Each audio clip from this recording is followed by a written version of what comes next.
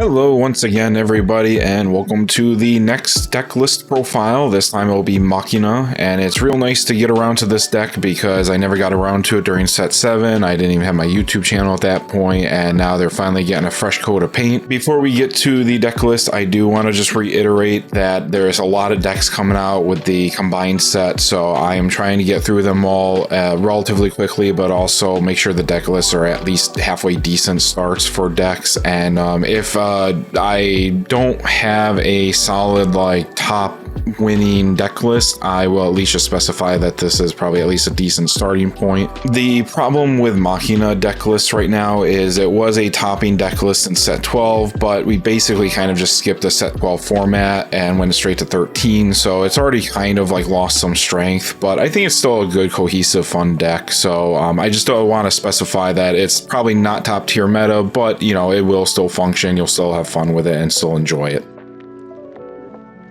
Alright, so here's the deck list. As usual, the deck list is in the link in the descriptions on Shadow Showdown. It's a pretty good website. It's not made by me, but it's made by somebody who reached out to me and was wondering if I could show it off and, offer links to deck lists. So if you're looking to build decks and test hands and whatnot, certainly feel free to check out the website. But yeah, starting from the top left, we have 3 Alpha Drive, 3 Sanguine Core, 3 Mecha Gun Wielder, 3 Garnet Waltz, 3 Roly-Poly Mark 1s, 3 Mono Garnet Rebel, 3 Jack Shovel Gravedigger, 3 Forbidden Art, 3 Nicola Forbidden Strength, 3 Noin Daybreak Vampire, 3 Anea Amethyst Rebel, 2 Friends Forever, 3 Natter Almachinas, and 2 Techno Lords. In the Evo deck, we have 3 Nicola Forbidden Strength, 3 Mono Garnet Rebel, 2 Jack Shovel Gravedigger, and 2 Noin Daybreak Vampires. And this deck does use a decent amount of assembly droids and potentially 1, maybe 2 repair modes, so do get those as well. For the uninitiated, Machina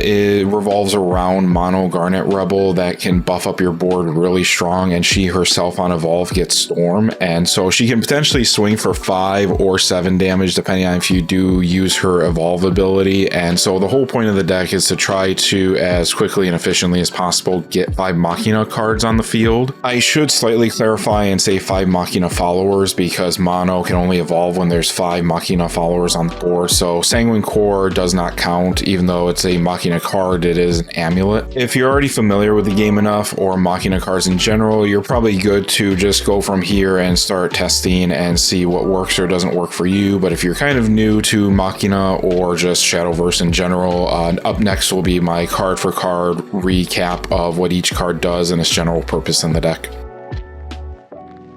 So while technically Alpha Drive was the first card in the list to review, I am also throwing Mono in here as well because she is kind of what the whole point of the deck is, so you might as well kind of introduce her first and then you can keep her in mind for the rest of the cards that I show. Mono is a 2-cost 3/2 follower that can evolve for 1, however you can only evolve her if there are 5 Machina followers on the field, and she has an act ability where you can banish 2 Machina cards from your cemetery to summon an assembly droid token, and you can only activate that once per turn. When she evolves, she becomes a 5/4, so she gets +2/+2 stats, which is pretty good considering it's only 1 to evolve her. She does gain Storm, and she gains a new act ability where if you pay 2 play points and you banish an Alpha Drive from your cemetery, which is the card to the right, you can give each Machina follower on your field +2/+2 and Rush, and you can only activate this once per turn. So by activating this, Mono will become a 7/6 that with Storm that you'll more than likely just want to hit for face, but you can also clear the way if there are warders by your other followers also having Rush.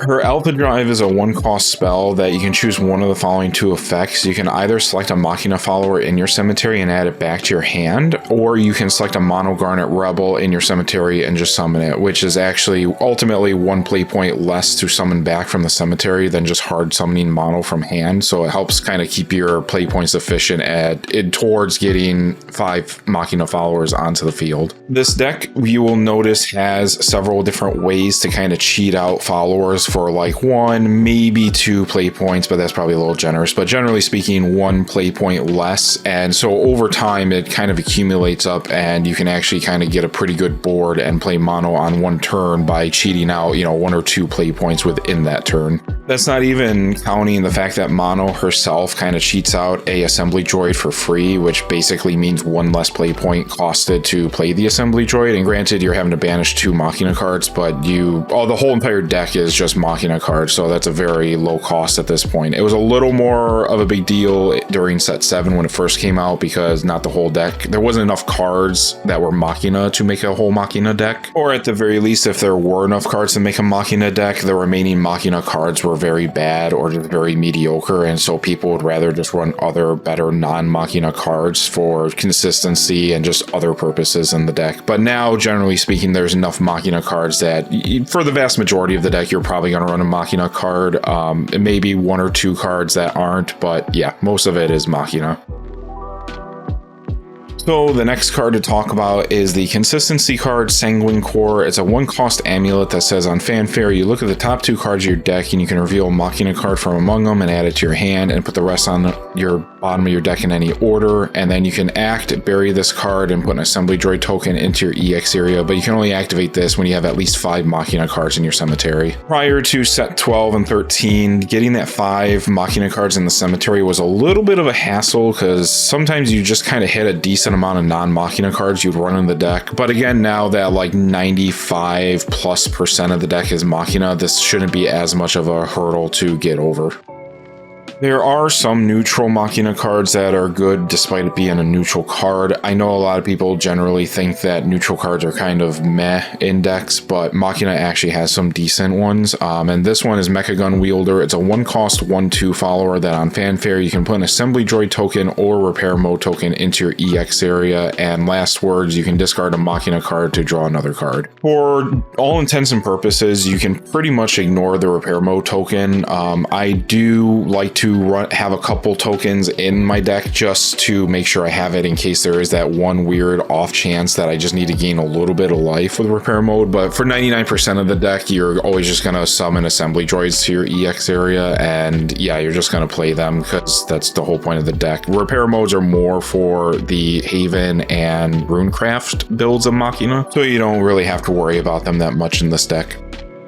And just because I did mention assembly droids and repair modes, I just wanted to put the token cards up just so at least you have a visual of what they look like. The assembly droids are 1-cost 1/1 followers that act. You can tap it and bury 3 Machina followers, which does include this card if you do want to bury it. And you can select an enemy follower on the field and deal it 5 damage. It's not a great effect, but hey, if you got to deal 5 damage to an enemy follower and they have 5 defense and you have a total of, let's say, 3 assembly droids with 3 attack, well, then basically they would all die attacking the 5 defense follower anyways, and if they're all going to die anyways, you might as well just sacrifice them to do 5 total damage and kill that follower. And on the right is repair mode. It's a pretty basic spell. It's just a 1-cost spell that at quick you can give your leader 1 defense. The 1 defense, like I said, this is not for Abysscraft Machina at all. This is more what they care in Haven and Runecraft Machina.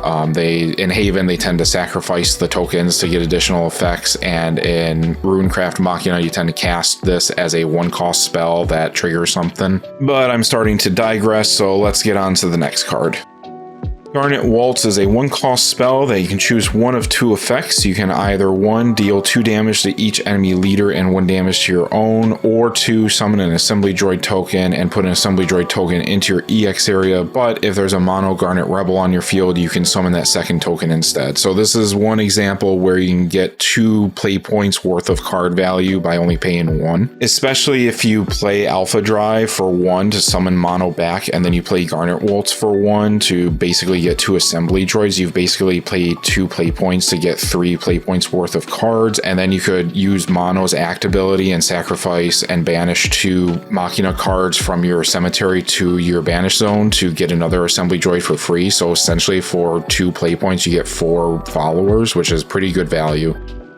Next up is another new card. It's Roly Poly Mark 1. It's a 1-cost 1/3 follower that has ward and says while there's an Enea Amethyst Rebel on your field, if this follower would take more than 1 damage, it only takes 1 instead. It does have an act that for 1 play point, you can summon it back from the cemetery and give it +1 attack, and last words banish this card, so then you can't just keep abusing it and redoing it every turn from the cemetery. But you can only activate this if you have an Enea Amethyst Rebel on your field. We'll get to Enea soon, but ultimately this is a really easy way to essentially have an extra card in hand, even though it's in the cemetery. And so even if you're kind of low on options, if you have like an Enea in hand and you play her, you can still technically just get an additional card from the cemetery with Roly Poly to keep trying to build a board and play mono and swing for game. Keep in mind too that if you do get to activate mono's evolve ability, it does get +2/+2, so it can be a pretty tanky, let's see, the +1 attack from the summon back from the cemetery. It could be a pretty tanky 4/5 if I'm doing the math correctly, that can only take 1 damage at a time.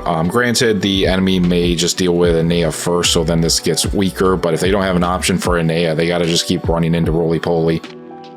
Next up is Jack Shovel Gravedigger. It's a 2-cost 0/1 that has Bane and Fanfare. If this card was put onto the field by an ability, you can evolve it. It does evolve for 1, it still retains the Bane, and on evolve, you can summon an Assembly Droid token and bury the top card of your deck. I mainly run this card because it synergizes well with another new card that we're going to get to very soon, but we still have a few more cards before we get to it. But I will re-mention Jack Shovel Gravedigger when we get to it. But it is possible potentially to basically double evolve, because if you do summon her back from the cemetery with a new card that we'll get to soon, you can evolve her for free, and then that doesn't count towards the once per turn because you're not using the gold E to evolve her, you're just evolving her from her own effect, which means that if you summon another follower that can evolve, you can also evolve that said follower. He also freely summons an Assembly Droid token and buries the top card of your deck to help fuel more Machina cards in your cemetery so you can banish them. So overall, she works towards the end goal of board spam and Machinas in cemetery pretty well.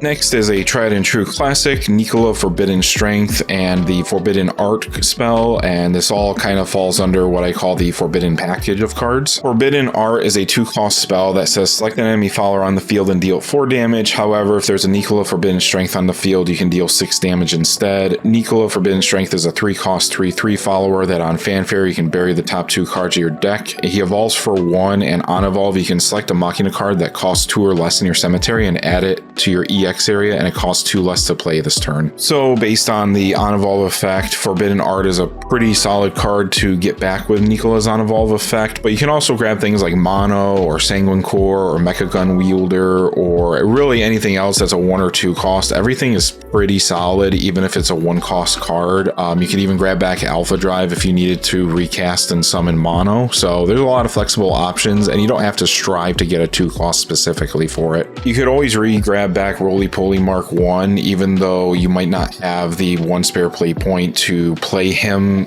from the cemetery. You know, like let's say you play Enea, which we'll get to shortly, but let's say you play Enea, you summon Nicola, and then let's say that's all your play points, so you can't play Roly Poly. You could grab back Roly Poly with Nicola and then play him for free, and that Roly Poly will not get the last words of banishing itself when it leaves the field. So yeah, the main point of Nicola is he's a pretty flexible option for you to grab back stuff that you might bury, even from his own Fanfare effect, that you might need to cast for the turn. So overall, real solid card.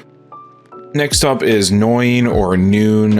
In Japanese, it's pronounced Noin, but yeah, it kind of looks like it's spelled Noon, so or Neon. I'm not sure 100% how you want to localize it, but I'll probably swap between Noin and Noon. But it's Noin Daybreak Vampire. It's a 3-cost 3/3 that on Fanfare you can summon an Assembly Droid or Force Bat token and put an Assembly Droid or Force Bat token into your EX area, and it evolves for 1. And on evolve, give each 1-cost follower on your field and EX area 1 attack. Obviously, with this being a Machina deck, 99% of the time you're going to be playing Assembly Droids. I really can't think of anything off the top of my head why you would want to play Force Bats in this deck, considering Force Bats are essentially just worse Assembly Droids. But yeah, I guess the option is there, but I really don't think you need to even get Force Bat tokens. But yeah, with Noin, you could play him, get the Assembly Droid on the field. When you evolve him, they do get buffed, but you could also not evolve and just pay 1 play point to bring the Assembly Droid in the EX area up, and you could sacrifice all all 3 to deal 5 damage to an enemy follower. It's not the most crazy, greatest plan, but you know, if push comes to shove that you need to destroy something that's a 5 cost or 5 defense or less follower, then the option's there at least.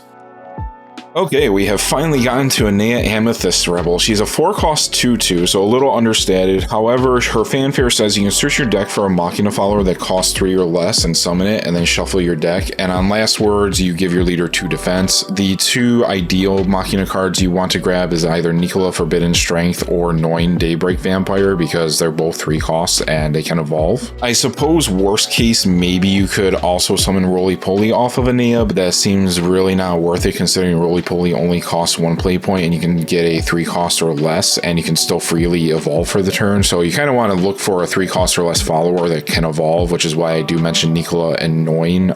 But yeah, even when Anea is on the field, you could pay 1 play point to bring back Roly Poly from the cemetery, or with Nicola's evolve effect, you could always grab it back from the cemetery and play it for free for the turn. Next up is Friends Forever. It's a 5-cost spell that says you can select up to 2 Machina followers that cost a total of 5 or less in your cemetery and summon them. So there's a couple combos that can work well with Friends Forever. The obvious one that you might realize with Anea is you can summon back Anea and Roly Poly, because Anea's 4 and Roly Poly's 1, and then Anea you can still get Noin or Nicola and, you know, summon them, evolve them, get their effects. So a really good way to, you know, fill up the board for 5 play points. Another decent option is you could get Jack Shovel Gravedigger back with this, and then when you play her off of Friends Forever, because she was summoned onto the field by a card effect, she does evolve for free. And you could also alternatively also grab either Nicola or Noin Daybreak Vampire and still evolve, because Jack Shovel Gravedigger only evolved from a card effect and it doesn't count towards the once per turn evolve. So that's a pretty solid effect too, to try to get some cards to clear the board or fill up the board in the case of Noin. Lastly, however, is the next card. So let's look at the next card that can also work well with Friends Forever.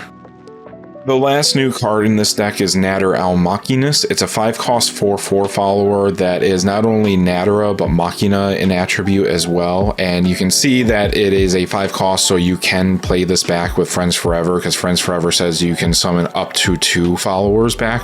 The first half effect of Natter Al Machinus isn't relevant to Machina, but I'll just at least read it off anyways. It says when it's discarded, you can tap an Terran Great Tree on your field and select a Natter card not named Natter Al Machinus in your cemetery and add it back to your hand. And considering this deck doesn't run any Nateran Great Tree effects that never triggers, the main point is the fanfare. The fanfare says you can look at the top 3 cards of your deck and reveal a Machina card from among them and add it to your hand, and then put the rest on the bottom of your deck in any order. You do get a repair mode token into your EX area, which again is kind of useless for this deck, but it's okay because you also get to recover 3 play points. So essentially for 2 play points you get a 4/4, and you know, you still get 3 play points to be able to continue to try to board spam and get mono online. She's also just a really good consistency card, being able to check the top 3, because you can even grab a copy of Natter Al Machinus itself, and if you have enough play points still afterwards, you could play it again to check the top 3 again and still recover 3 more play points back. So it kind of has a little bit of recursion in itself, but ultimately it's just a really nice, helpful